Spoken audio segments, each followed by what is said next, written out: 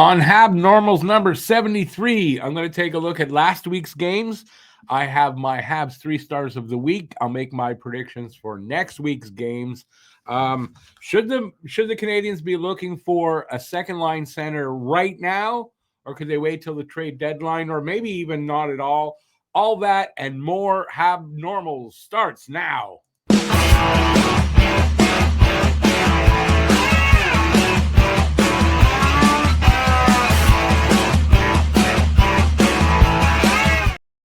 Hey, everybody, I'm Rick. Thanks for joining me for episode number 73 already. We played, I'm not part of the Habs, but the Habs played 3 games last week. They're going to be playing 3 games next week, although I am recording this on Monday, so it kind of is already next week. And I'm going to give you my 3 stars from last week's games. Let's get right into it. Why waste time? Why waste time? Let's get right into it. So, last week's games, they are, hang on, I'm going to show right there. Let's set it up this way. And last week's games on Tuesday versus the Flyers. They lost. It was a 5-4 loss in the shootout. I had it going 4-2. Philly got off to a really early 3-0 lead on I'm not blaming Monty on this. Maybe one of those 3 goals. More on defensive breakdowns and like that. I don't think, they got into a hole really early. Monty had been, not playing with a lot of confidence and stuff like that. But he really quickly bounced back in that game. Second and third period, I do believe he had given up the 3 goals on 6 shots. And then the rest of the way was 36 shots, and he made 35 saves, and some of them were spectacular. And in doing so, I believe Monty has found his game because he had I think he had a good outing on Saturday against Utah, so we'll get to that in a second. So this was a game that, I was sure they were going to win. And I've been pretty good. You'll see my record. I've been pretty good this year so far. And yeah, just, Philly just took advantage in that first period of Montreal coming out very flat. They were flat. Maybe that's the best way to say it instead of defensive breakdowns. They were just flat in the first period. And Monty struggled. And you put all that together, and it was just a horrible first period. But they did come back. It was a disappointing loss in overtime and in the shootout. And they probably shouldn't have even gotten there. There might have been some questionable refereeing, but every game has questionable refereeing. All right, then on Thursday, it was in New Jersey, and they lost 4-3, this time in overtime. So both of those losses, they did earn a point, which was important. I had it as a loss. I thought they would lose with New Jersey. 3-2 is what I thought. Wasn't that far off. I didn't expect them to go to overtime, but that's always a bonus. If you're going to get a loser point, they're going to have them. You might as well get them when you can. And considering where Montreal is right now at 22 points, tied for, I think they're 3rd overall in the league, but without those 2 loser points, they would be farther down. So important stuff. New Jersey was just they were overall a better team. I think there was a little bit of questionable refereeing again, but you can see how New Jersey was their first, I think, I want to say quality opponent, or an opponent that was in the top part of the league, I guess is what I'm saying. And Montreal, they held their own. Could have won that game. It did go to overtime, so I mean they could have won that game. It was a good test for them, and I think they answered the bell personally. So you can give your opinion. Don't forget to give your opinion in the comment section for anything I say here. On Saturday they were back at home. By the way, they were at home against Philly. They were on the road with New Jersey, and they came right back home for Utah, and that was it was. I want to say a dominant win. You look at the score, you say, wow, they killed them. But that was basically a dominant third period. I think the first 2 periods kind of seesawed back and forth, who was, kind of in control. Third period, Montreal took over the game, and they didn't look back. And it was a decisive win. It was their first win in regulation, I think, in 8 games. Their previous 7 games, I think, went to overtime. I think that's what happened.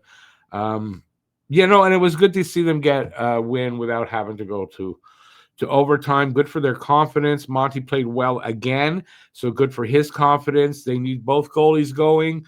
There's no doubt. I know Jacob Dobish took the loss at New Jersey very hard.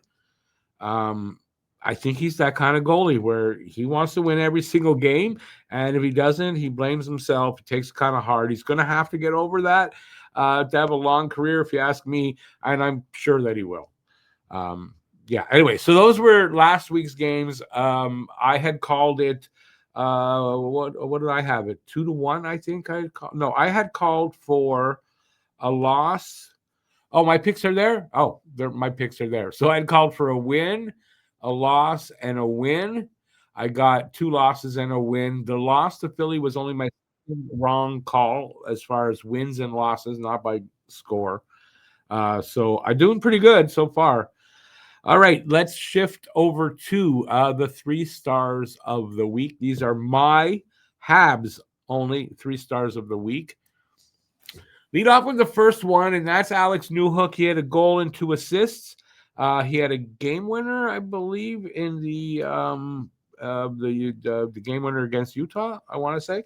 And Alex Newhook looks like he is on his way to having a breakout season for him. He's got 2 games. He's got 12 points. We'll take a look down here at this. I gotta do that. And then we go there. And you see that he has, 6 goals, 6 assists, 12 points. He's a +8. You can see in his career, basically, he's a little bit under half a point a game player. He has -8 for his whole career. He's a +8 so far this year. So you can see he's having a great season. His best season previous was his first season, with Montreal. And you'll see that down here, 23, 24. He only played 55 games, but he produced 34 points. And I believe that gives him somewhere in the 50-point range if you prorate that to 82 games. So that was his best season, but he got injured. And then he struggled last season really to put up points in 82 games with 26. This season looks like he's back on track. And I was really excited when they got him. This was the guy that if they didn't pick Cole Caulfield, he was the guy I wanted. Didn't think Caulfield was going to drop. But that Newhook was my guy that year. And I think he is going to turn out to be worth the price we paid for him. I think it was 2 first rounds or a first and a second, something like that. I can't remember exactly.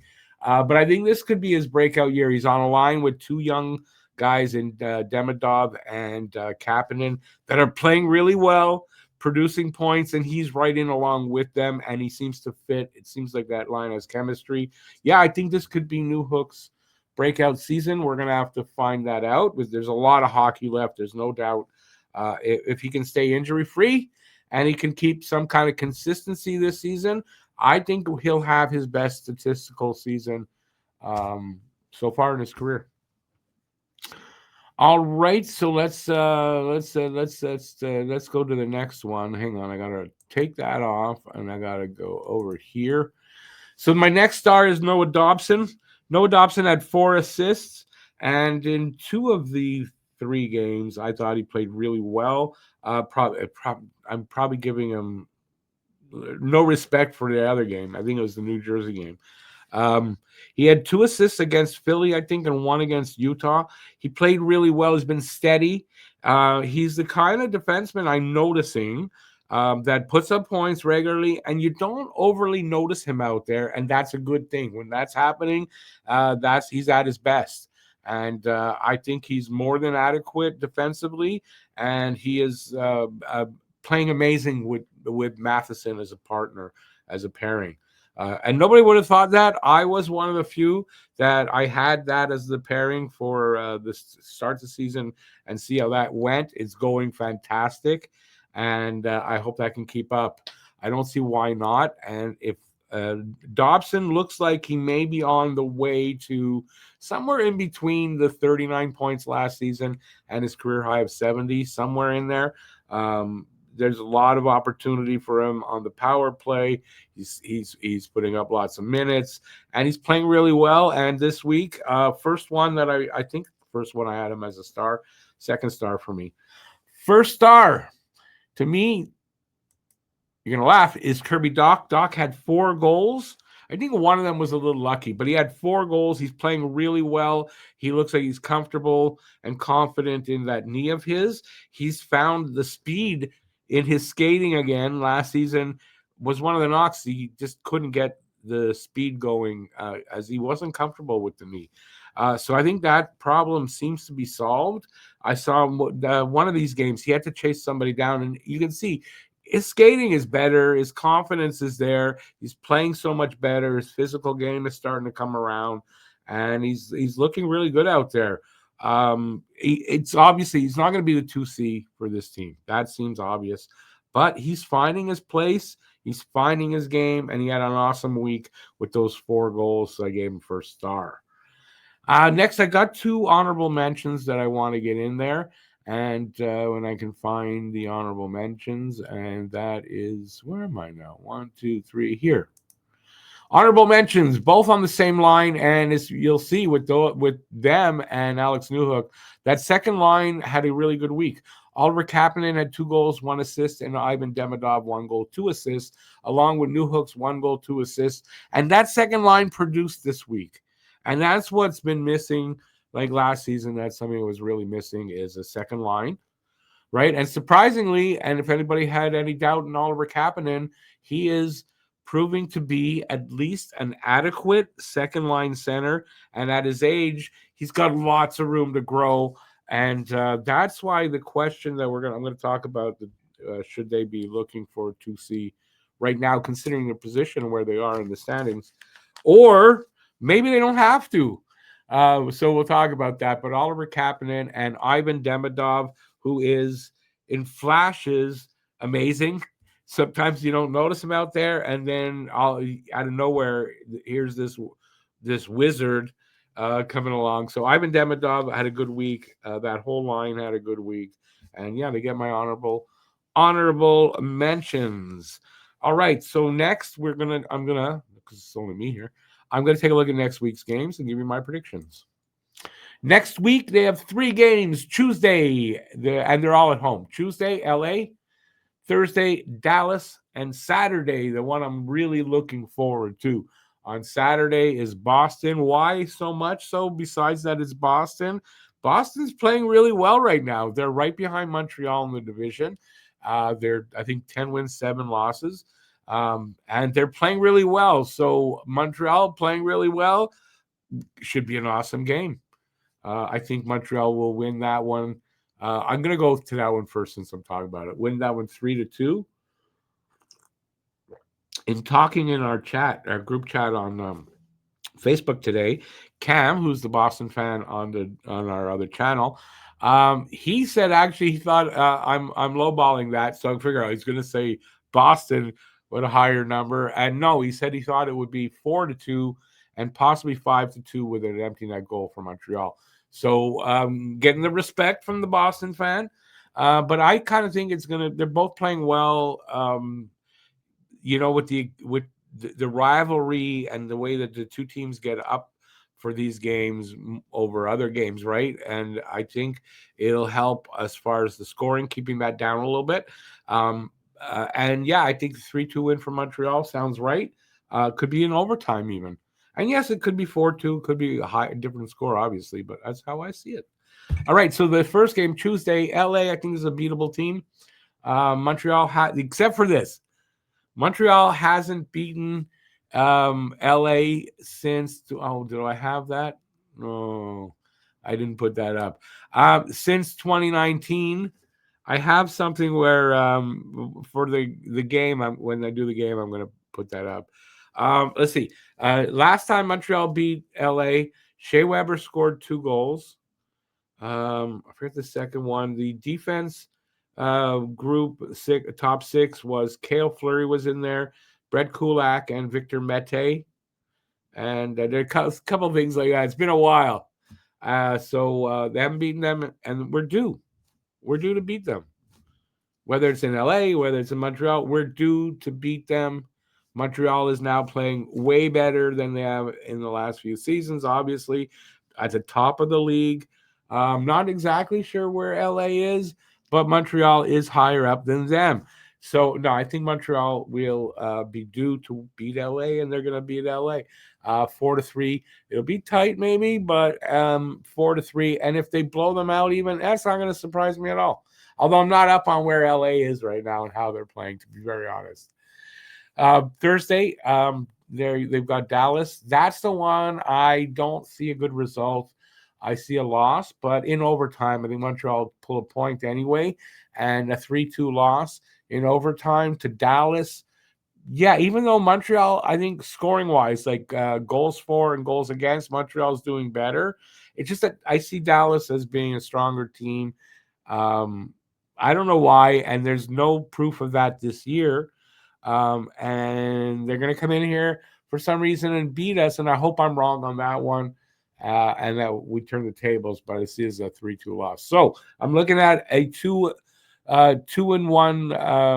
I guess that's a 2-0-1 week for Montreal, and we'll see how I'm doing. I'm 13-2 right now in the first 15 games. I missed the Toronto game, and I missed on the Philadelphia game. Other than that, I got all my guesses right. So I don't know if that's sustainable at all. It's not. But right now, hey, I'm doing good. I'm money in the bank for that.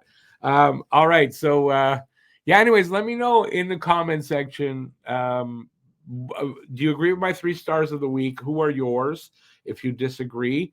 And anything else you might want to comment on about what I said here, just let me know in the comment section. So I found what I couldn't find before. The last time the Habs beat the LA Kings, November 9th, 2019, Shea Weber scored 2 goals. Nick Cousins was on the team. Nate Thompson scored a goal.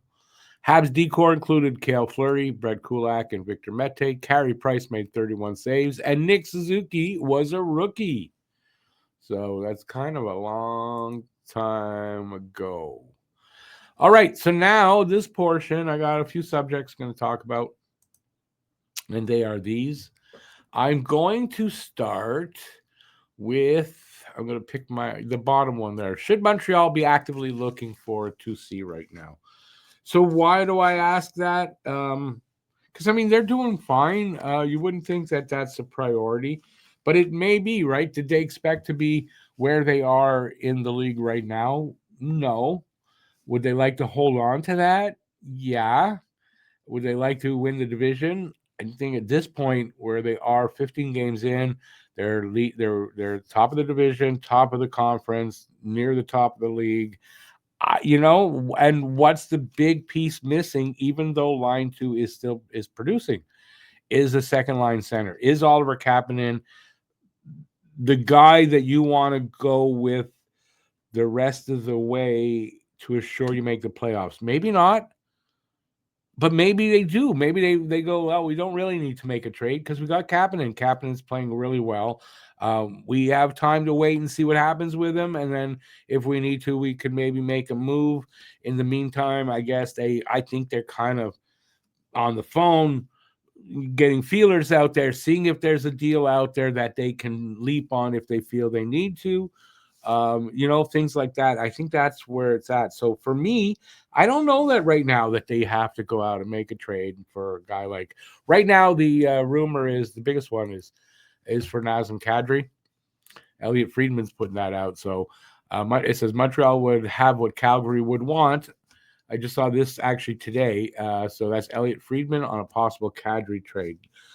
For you guys that maybe don't know, what Kadri's deal is. He's got 3 years plus the rest of this season. So essentially 4 seasons at $7 million, and he's 35. So to me, Kadri's a good short-term solution. I have no problem with Kadri as far as a veteran second line center who's won a cup, all that good stuff, right? But it's too much money, and the term is too long. For 2 years, you might want to have Kadri as your second line center. Michael Hage develops, you're ready for that. And then what do you do with the other 2 years? I guess you can move him, but I don't know. It seems like it's a bit much for me. Another player that was talked about. Let me see, Kadri. Who else? Oh, Braden Shen recently also. Braden Shen in St. Louis. I think I'm not sure the term. I don't think he's got long term. It's $6 million. I see right now, last game they played him on the wing, so I don't know if he's playing center. He's 34. I don't know. Another player, I don't know if he's actually being talked about. It's my player is Ryan O'Reilly of the Predators. Don't know if he's available even, but you inquire and see if we got what they want. Maybe they're willing to make a move. I know they're looking to move Stamkos, not O'Reilly, but O'Reilly, I don't want Stamkos here. But so, I'm good if they go out and make a move, but are they looking to actively do that right now? Are they looking to say, let's wait till the trade deadline and see where we're at and see how Kapanen is doing and see if we feel we need it, to make that move for the playoffs? Because you got to think going into the playoffs, if you have a guy like Kadri, O'Reilly, Shen, they've all won Stanley Cups. They're all veteran centermen. You have much better, I would think, outlook for the playoffs having that kind of player as your second line center than the unknown of what Oliver Kapanen is going to do in the playoffs, right? So I kind of think for right now, I don't see them. I honestly, I don't see them making a move. I'm saying that now. Probably tomorrow they're going to make a trade. I don't see, for the players that have been mentioned, I don't see them doing that right now. I can see that maybe at the deadline. Yes. I don't see that right now. So let me know in the comment section. Do you agree with me? You think that is something they find that's a priority right now, something they can kick down the road to the deadline, or something they may feel Kapanen's playing well enough, line 2 is producing, all's good, we don't really need to do anything, and we can go into the playoffs with essentially 2 rookies on your second line and one of them centering it. So I'm not sure that's what they're going to do. But I'm also not sure that they find it's a priority right now to have to go out and find a second line center right now. So let me know what you think. And we're going to move on to the next topic. We'll go back here. And I'm going to go with Cole Caulfield. Cole Caulfield, will he score 50 goals? So right now, Caulfield is, this is just a fact about him. He's the first Habs player with 5 multi-goal games in the first 15 games of a season since Guy Lafleur in 1977. So that's a hell of a feat. If he can continue that kind of consistency, well, if he's following along like Guy Lafleur, well, Guy Lafleur did it. So with that kind of consistency, yes, he's going to score 50 goals. Right now, he's currently on pace for 66 goals.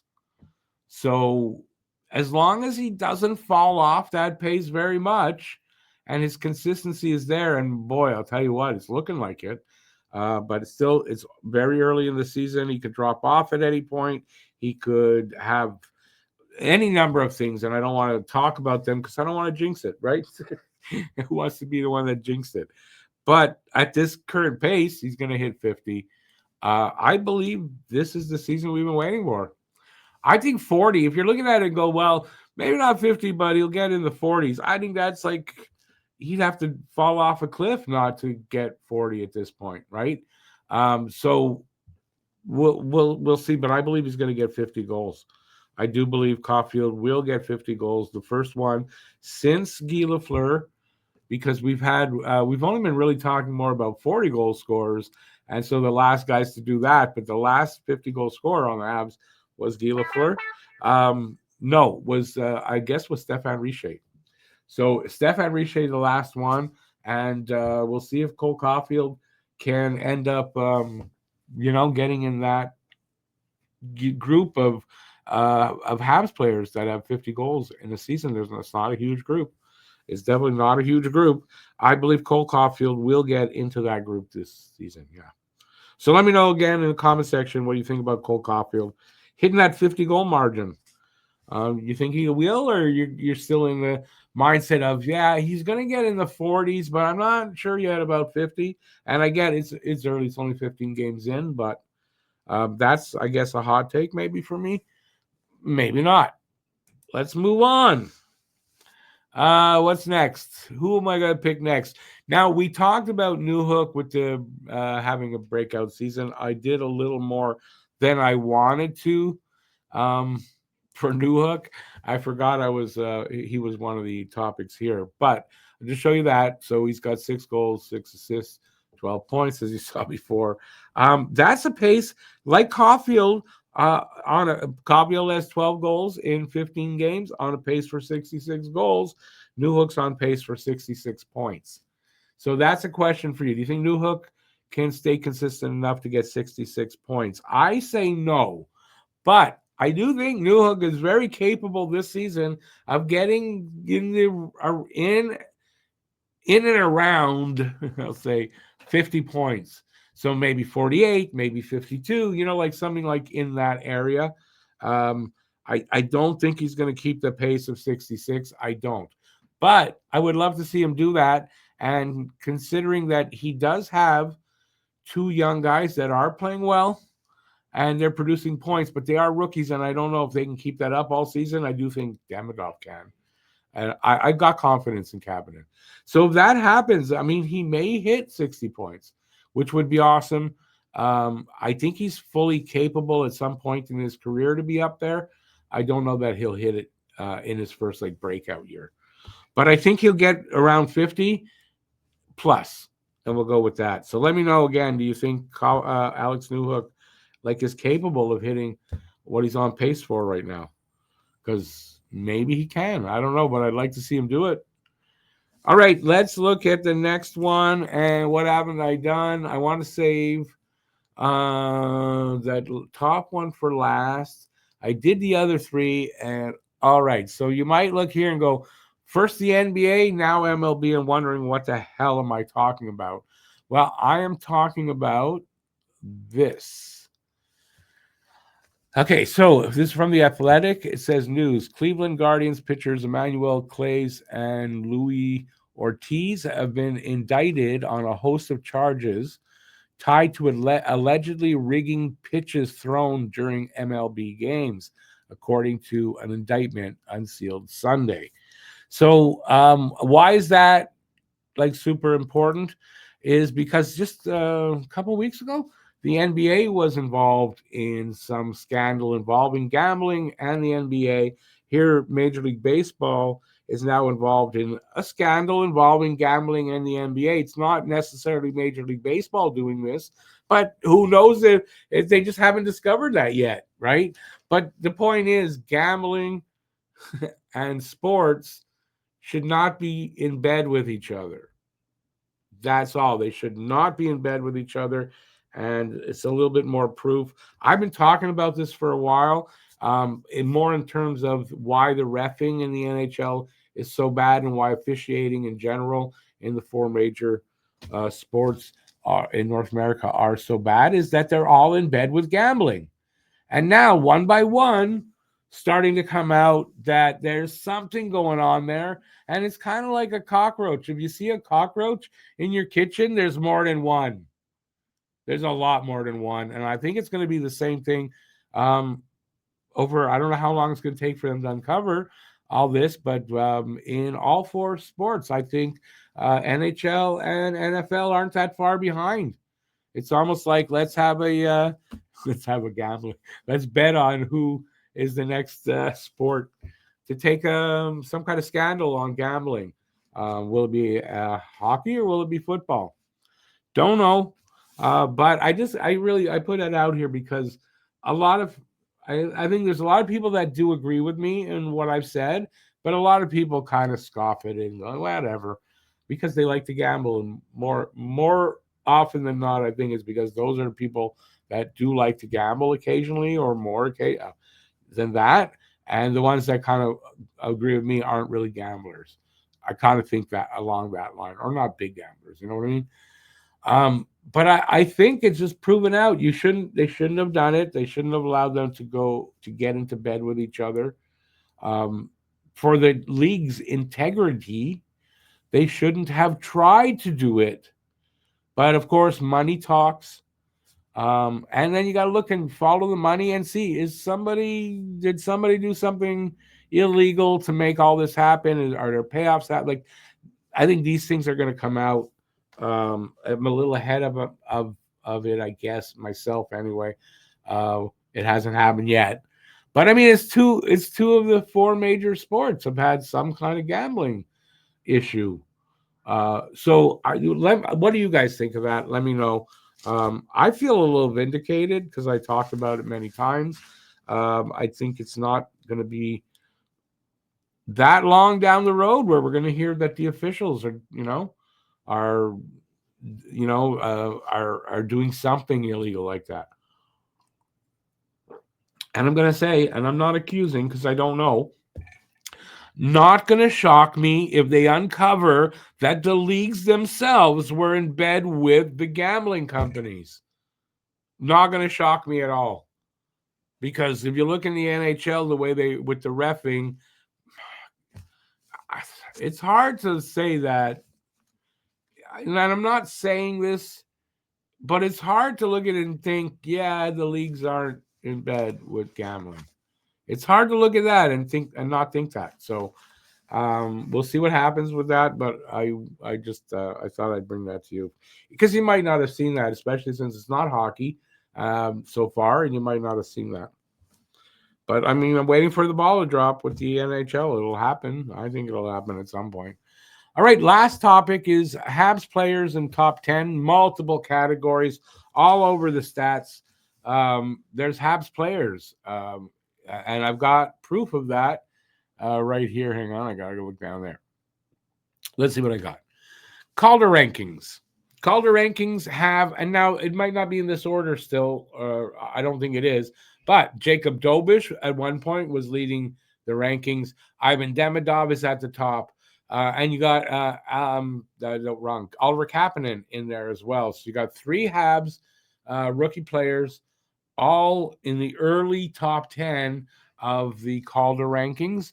That's unheard of for us. And maybe not in my day, but for a lot of you guys, you younger guys out there, it's unheard of. We haven't seen that in I don't know how many years, right? So that's something awesome. We got this one here. Now it's a little small, but in goals, you got Caulfield at this point. Well, is tied for the lead with McKinnon. You got assists for defensemen. You got Hudson there with 12 and tied for second. Assists for forwards. You got Nick Suzuki tied for third. Oh, in third for that. And then you got rookies. You got Demidov, Kapanen. Okay, for points, Demidov, Kapanen with goals, and Demidov with assists, leading for the rookies. So all over the place, they are leading. This might be a lot of the same there. You got Caulfield leading in goals. Suzuki second in assists. Hudson second among NHL defensemen in points. Kapanen leading rookies in goals. Demidov leading rookies in assists, and Demidov leading rookies in points. So just amazing. And then here's even some more here. Cole Caulfield, 12 goals. I think it's all the same. Jacob Dobish, 2.25 goals against, fourth best in the league. Anybody here that I didn't mention? No. So these are, but I mean, when was the last time that we saw this kind of, I'll go here, representation by the Montreal Canadiens for that season in all of these stats categories? Not in 30 years. And I know this because I love to look at stats categories and I long for it every year. Why can't they see some Habs in there? And you just don't. And this year they're all over the place. So let's hope that can, like, they can keep that going. And I don't see why not. I mean, I think the Habs are surprising a lot of people, even in games where they're not at their best, right? They come out flat. Like the last 2-3 years, it was over as soon as the goal they got a goal scored against, basically game was over. Not often were they coming back. At the end of last season, that changed, and they started to turn that around. And this season, they're building on that. And yeah, this is a team that has learned that even if they don't come out with their best stuff, they can still win a game. Right? You can't count them out at the end of the game. They came back the other day. They were down 3 goals. Came back to go ahead by a goal. So this is a different team. The players, the talent level is there. The young players that are coming up and are on the team now are just showing how good they are, what kind of talent they have. You add that with the slightly older guys that are here, and then a few veterans, and this is a winning formula, And now the goaltending has straightened out. Monty's got his game back. Dobish has been fantastic. If that can stay consistent, this team's making the playoffs, and they're not going to be a wild card, right? And I still going to stick by my hot take that they're going to win the division, because right now they are winning the division, and I think they can do it in the long run. If not, they are not going to be a wild card. They're going to be second or third if they're not first. That's what I think. Let me know what you think in the comment section about that. And that's it. That's all I got for you. So hopefully you enjoyed that. Give it a thumbs up. It's a nice short one. Give a thumbs up if you liked it. If you are new to the channel at all, hit that subscribe button, and then you'll be notified whenever one of these are out, which is every week. And then hit that QR code up on the top there. That's the merch store. You can get mugs, hats, t-shirts like that behind one I'm wearing, that kind of stuff. So that's at the link down there or at the QR code up there. And that's it. I'm going to take off. I got to run. I got the NHL pod on the other channel. We're doing that tonight. Got to prepare for that. So don't forget to check out that Pucking Around podcast on Don't Puck with Media. And everything is, all links are in the description for all of that. And that's it. That's all I got. Leave me comments. Hit that subscribe button if you haven't already. Check out the merch store. Until next time, stay safe out there. Peace out, y'all. And I'll see you soon. And thanks for watching. Really appreciate that as always. And have a great week. And we'll see you next week. And that's it. Ciao, everybody.